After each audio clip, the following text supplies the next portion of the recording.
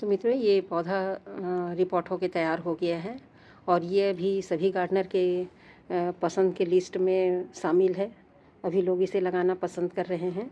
ये एक oxygen giving plant है, हमें ऑक्सीजन देता है ये, और साथ ही हमारे घर की खूबसूरती को भी बढ़ाता है।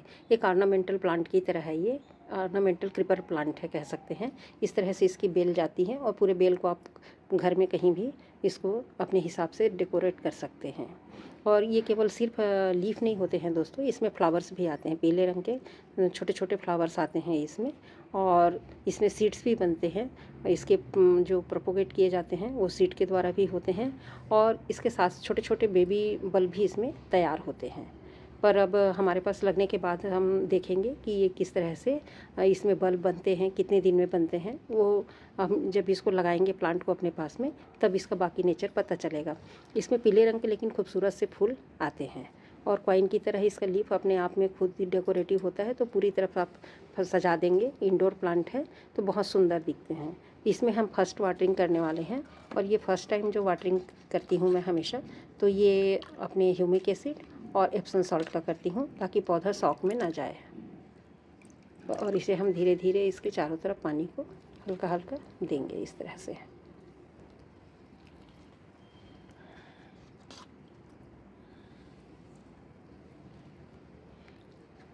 इसके कॉर्डेक्स में पानी नहीं देना है दोस्तों। उसके बाद आप, अभी तो मैं इस तरह से दे रही हूँ, फर्स्ट टाइम है, पूरा मिट्टी सूखा हुआ है तो अच्छी तरह से इसको पानी दे दूँगी। उसके बाद जब इसको आप पानी देना चाहें 8 दिन 10 दिन के बाद में, तो इसको आप यहाँ पे स्प्रे बॉटल से भी दे सकते हैं। लेकिन आप इस पर पानी ना दें डायरेक्ट, यहाँ पानी ना दें। पानी को आप हमेशा इस तरफ पानी दें मिट्टी में। इसके कॉर्डेक्स में पानी ना दें, इसमें भी फंगस की समस्या आती है। सुबह की राम राम दोस्तों, मेरे चैनल राधा कुंज में आप लोगों का पुनः स्वागत है। और आज मैं अभी बैठी हुई हूँ अपने ग्राउंड फ्लोर के पौधों के बीच में, और ये कुछ तरह खिले हुए हैं। देखिए, हिबिस्कस भी खिला हुआ है येलो कलर का, और यूफोर्बिया मिली पिंक वाला यहाँ पे एक जोड़ा, वाइट एक जोड़ा। और इधर मेरा सबसे पुराना प्लांट है अडेनियम का, जो 30+ का है। और उसकी ख़ास बात यह है कि वो 2019 में रिपोर्ट में उसको की हूँ, उसके बाद से आज तक उसको रिपोर्ट नहीं की हूँ। उसकी एक अलग स्टोरी है। तो आज मैं यहाँ पर बैठी हूँ कुछ एक प्लांट को रिपोर्ट करने के लिए, जो रेयर एंड रेयरेस्ट की लिस्ट में आता है। तो वो कौन सा प्लांट है मैं आपको मिलवाती हूँ उससे।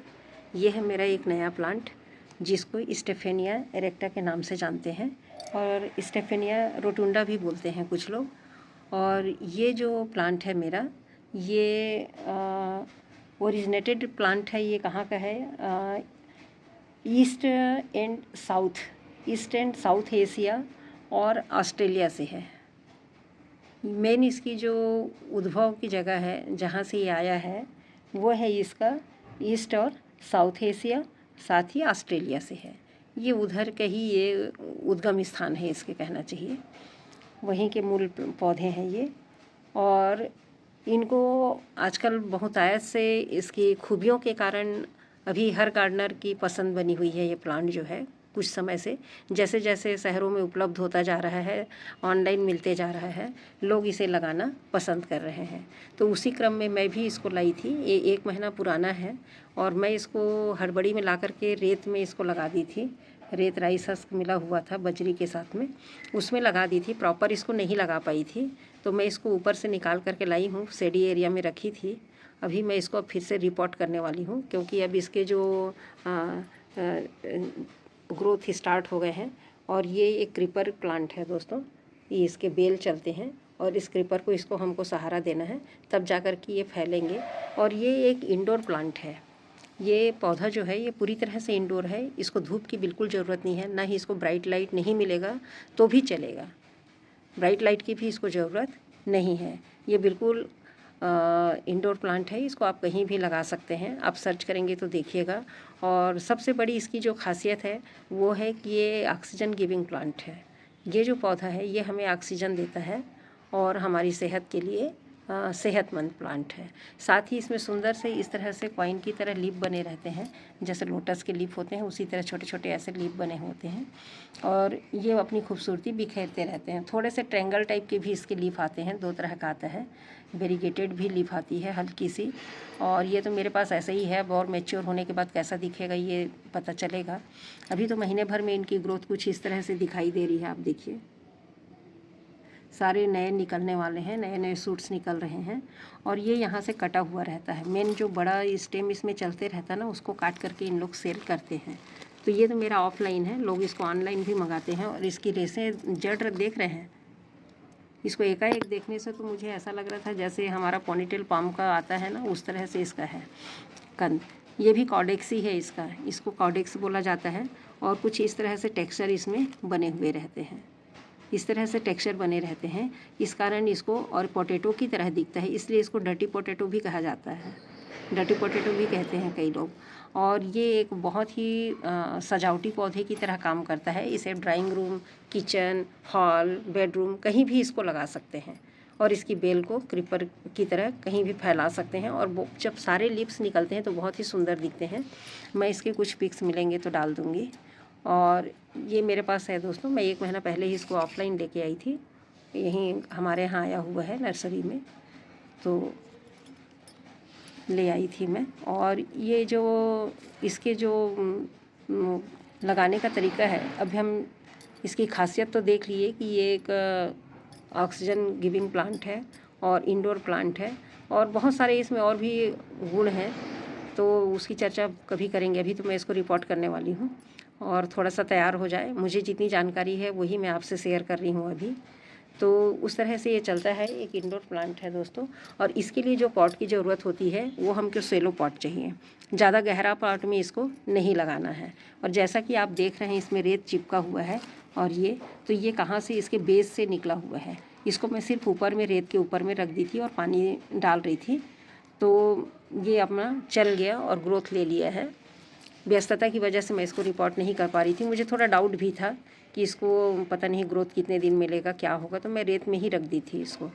और ये जो मेरा है ये महीने भर का आपको दिख रहा है, महीने भर नहीं हुए हैं, महीने भर में ही इतनी ग्रोथ आ गई है। देखेंगे तो इसका ये क्रीपर कहाँ तक गया है, देखिए। हालांकि अभी लाते समय टूट गया है बीच से, ये इस तरीके से चिपका हुआ है, देखते हैं। तो इसको हमको जो सॉइल मीडिया देना है या इसकी रिक्वायरमेंट जो होती है सॉइल मीडिया की, वो होती है वेल्डेन सॉइल मीडिया पसंद है इसे। ये हमारा जो स्टेफेनिया एरेक्टा है, इसको हमको वेल्डेन सॉइल देना है। तो मैं इसके लिए जो ये सॉइल मिक्सचर लेके आई हूँ, ये है मेरा जो अडेनियम के लिए बनता है वही सॉइल मीडिया है। तो इसी सॉइल मीडियम का मैं यूज़ करूँगी यहाँ पर। और ये इसके लिए परफेक्ट है क्योंकि ये हमारा वेल्डेन है और इसमें सारी चीज़ें ऐसे जो इंग्रेडिएंट्स हम कहना चाहिए जो मिलाते हैं इसमें हमारे मिट्टी में अडेनियम के लिए, वही सारी चीज़ इसमें मिले हुए हैं। तो यही मिक्सर पहले से तैयार था, वही मैं लेके आई हूँ। तो जो नया आप वीडियो देख रहे होंगे तो उसके लिए मैं बता दूं कि इसमें जो है ये लगभग, इसमें खास करके ये जो मिक्सचर बना हुआ है इसमें मेरा 40% रेत है और इसमें मुश्किल से 10 to 15% इसमें गार्डन सॉइल है। गार्डन सॉइल है इसमें, विदाउट गार्डन सॉइल नहीं है ये। तो 15% इसमें गार्डन सॉइल है, 40% इसमें रेत है, बालू। और इसी में आप देखेंगे तो अब 10% इसमें ईंट के टुकड़े हैं छोटे छोटे और चारकोल के टुकड़े हैं 10%। और बाकी जो बच गया है उसमें सारे खाद हैं। एप्सम सॉल्ट है, चुटकी भर इसमें साफ फंगीसाइड भी 1 चम्मच मिला हुआ है और आधा चम्मच के बराबर एप्सम सॉल्ट है। सारे इसमें मिले हुए हैं। वर्मी कंपोस्ट है, सीवीड एक्सट्रैक्ट है, सारे जितने इसमें मैं मिलाती हूँ, DAP, पोटास, सारे इसमें जो मिक्स किए हुए हैं मैंने अडेनियम के लिए, वो सारी चीज़ें हैं। इसमें से आपके पास कोई चीज़ नहीं है तो आप उसको स्किप कर सकते हो। इसमें पुराना गोबर का खाद भी आप यूज़ कर सकते हैं। इसके लिए थोड़ा सा लीफ कंपोस्ट को बेस्ट मानते हैं और आपके पास यदि है तो आप लीफ कंपोस्ट का भी यूज़ कर सकते हैं। अभी मेरे पास नहीं है तो मैं नहीं करूँगी। जो मेरा सॉइल मीडिया बना हुआ है इसी में मैं इसको लगाऊंगी। तो इसको एक सेलो पॉट की ज़रूरत होती है। इसको बहुत गहरा पॉट नहीं देना है। ये पॉट मेरा 5 इंच की ऊंचाई पर है और इसकी जो गहराई है ये 10 इंच होगी। 10 इंच नहीं होगी, 9 इंच के बराबर है इसकी गहराई, और गहराई इसकी 5 इंच ही है। तो मैं इसमें ही इस प्लांट को लगाने वाली हूँ। 5.5 इंच होगा ज़्यादा से ज़्यादा गहराई।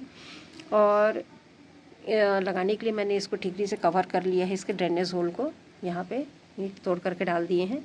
नीचे हल्का सा वो हमारा जो आता है कैरी बैग, उसका लगा दी हूँ, जो कपड़े नुमा आते हैं ना, ये है वो पैकेट्स। इससे मिट्टी पूरी नहीं बहेगी, होल बड़ा है इसका, तो वो लगा दी हूँ मैं। और उसके बाद इसको मैं इसमें लगाने वाली हूँ। तो चलिए इसको लगाने का काम पूरा कर लेते हैं। इसके कंद को बहुत ज़्यादा मिट्टी में नहीं दबाना होता है, ऊपर ही इसको रखना है। क्योंकि मेरे रखने की वजह से इसके जो जाल हैं ये पड़ गए हैं। देखिए ये रेसे दिख रहे हैं ना वाइट, ये इसके फाइब्रस रूट्स हैं जो इसके लिए भोजन बनाते हैं। तो इसको मुझे दबाना है, तो मैं इसको पहले मिट्टी फिल कर लेती हूँ, उसके बाद मैं इसको दबाऊँगी।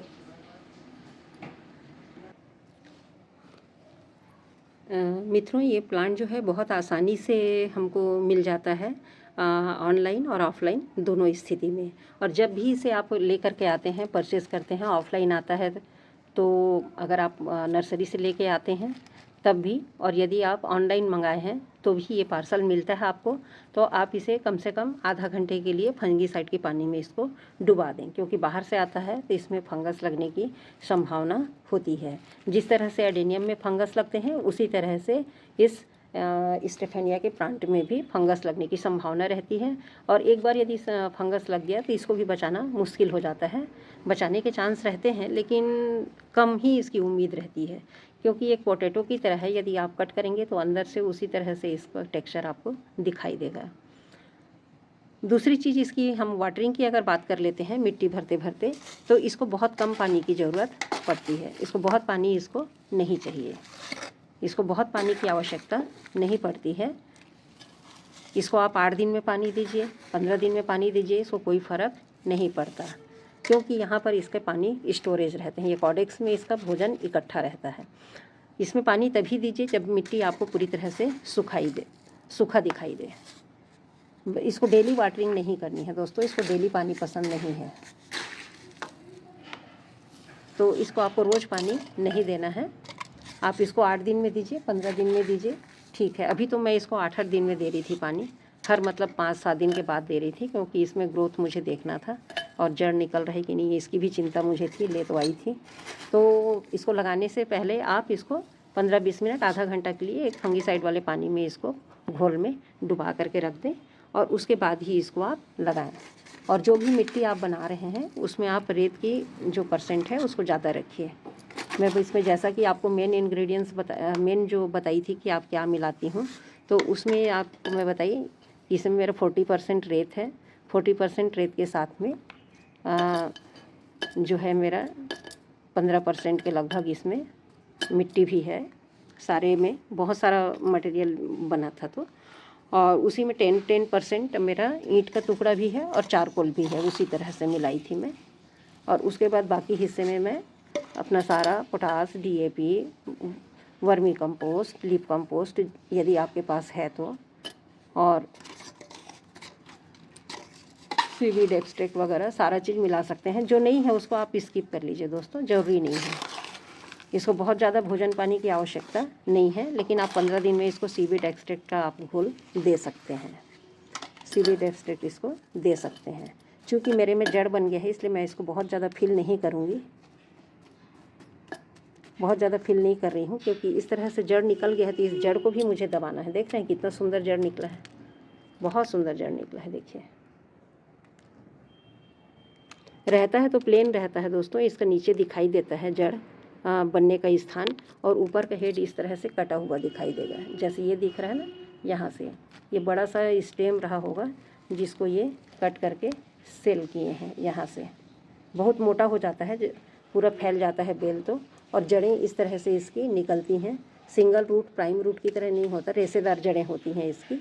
तो इस रेशेदार जड़ के साथ में ही मेरा ये पौधा तैयार हुआ है, जिसको मैं रिपोर्ट करने वाली हूँ। और ये रेती में देखिए, बहुत सुंदर रेती के साथ ये चला है, खूब सारी जड़ इसके निकल आई हैं। अब मुझे इसको लगाने में भी थोड़ा सा डर लग रहा है कि मैं कैसे सेट करूँ। तो चलिए दोस्तों, मैं इसको लगा करके आपको दिखाती हूँ। ये एक हाथ से नहीं बनेगा, मुझे जगह बनानी पड़ेगी।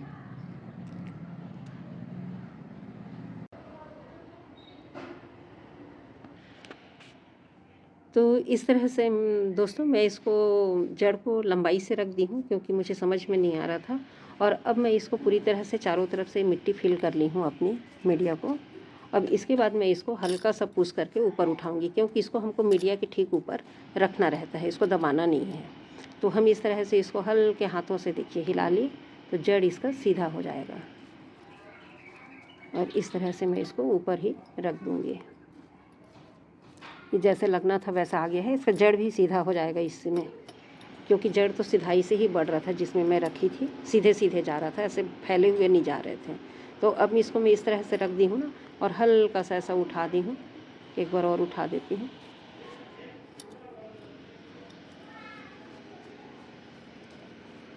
तो वो जड़ मेरे अच्छे से सेट हो जाएंगे। ये शेप बना लेता है अपना। तो हल्का सा जड़ को हम उठाते जाएंगे तो जड़ अंदर स्ट्रेट ऊपर आते जाएगा। तो इस तरह से ये मेरा प्लांट लग गया दोस्तों, रेडी हो गया है। इसको फुल भर दी हूँ, क्योंकि इसमें पानी रुके मत, पानी इसको नहीं चाहिए, ज़्यादा पानी इसको चाहिए नहीं, जगह रहेगा तो पानी रहेगा। तो इसलिए मैं इसको इस तरह से लगाई हूँ कि इसमें मिट्टी भरी हूँ कि इसको पानी के लिए जगह और ना मिले, ज़्यादा पानी इसमें स्टोर ना हो। तो बस उसी चीज़ का हमको ध्यान रखना है। और इसको भी मैं वैसे भी शेड एरिया में रखूँगी, नीचे में जगह है इसके लिए, लाई थी तो तुरंत मैं ऊपर रख दी थी। तो इस तरह से मैं इसको सेट कर दे रही हूँ। आप भी चाहें तो ये पौधा लगा सकते हैं, बहुत ही खूबसूरत प्लांट है।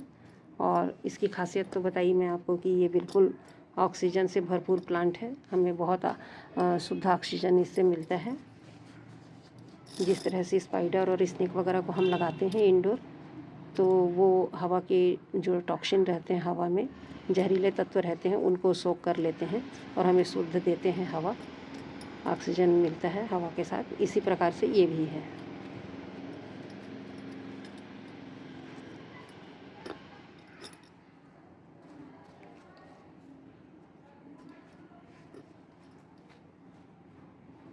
जड़ निकल गए थे ना ज़्यादा, इसलिए थोड़ी सी दिक्कत हो गई व्यस्तता की वजह से, नहीं तो नहीं होता।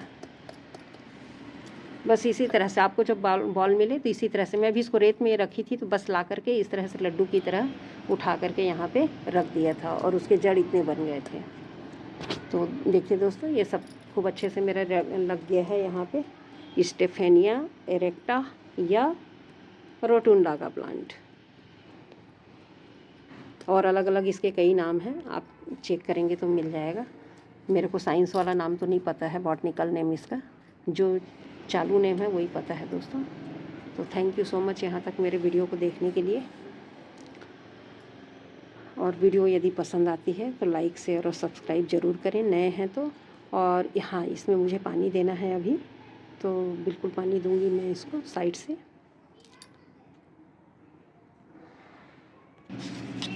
तो अभी मैं इसको ह्यूमिक एसिड और वो अपना एप्सम सॉल्ट मिला करके पानी दूंगी, तो वो तो ऊपर है, लेके आना पड़ेगा मुझे। तो वीडियो को यहीं तक ब्रेक करती हूँ दोस्तों। और जैसा हमेशा देती हूँ मैं मिला करके पानी, वैसे ही पानी इसको भी दूंगी, वाटरिंग करूँगी। और उसके बाद इसको पानी नहीं दूंगी मैं हफ्ते भर, फिर हफ्ते भर के बाद दूंगी। जब इसको पानी देना है जब इसकी मिट्टी पूरी तरह से ड्राई हो जाए। और इसकी बिना बहुत ही लो मेंटेनेंस प्लांट है, बस इसका वाटरिंग का ख्याल रखना है और कुछ भी नहीं। और इसकी खूबसूरती आपके घर में बिखरती रहेगी। तो थैंक यू सो मच दोस्तों, यहाँ तक वीडियो को देखने के लिए बहुत बहुत धन्यवाद।